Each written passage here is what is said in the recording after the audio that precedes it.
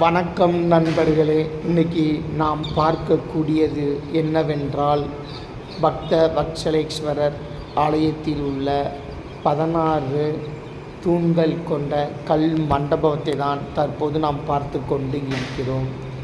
ஒவ்வொரு கல் தூணிலும் ஒவ்வொரு விதமான சிற்ப வேலைப்பாடுகள் அமைந்துள்ளது. பார்ப்பதற்கே வியப்பாக உள்ளது. 1000 வருடங்கள் கடந்து பழமையை பறைசாற்றி கொண்டு இருக்கிறது இந்த கல் தூண்கள். ஒவ்வொரு கல் தூணிலும் விநாயகர், முருகப்பெருமான், குரு பகவான், சிவபெருமான், லிங்க வடிவில் அமர்ந்திருக்கும் சிவன், பிள்ளையார், முருகன்,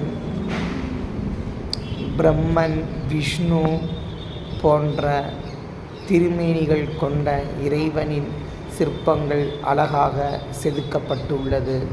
பார்ப்பதற்கே மிகவும் அருமையாக உள்ள சிற்ப தூண்கள். துவாரபாலகரின் சிலைதான் நாம் பார்க்கிறோம்.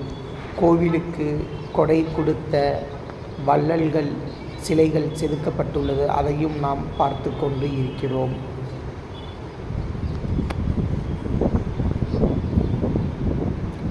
கணபதி வாகனத்தில் அமர்ந்து இருக்கக்கூடிய காட்சி.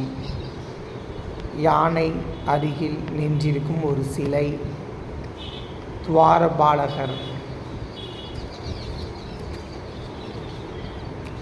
விஷ்ணு பெருமாள் சங்கு சக்கரத்துடன் காட்சி கிடைக்கக்கூடிய சிலையைத்தான் பார்க்கிறோம். இதோ கோவிலின் கோபுரம்.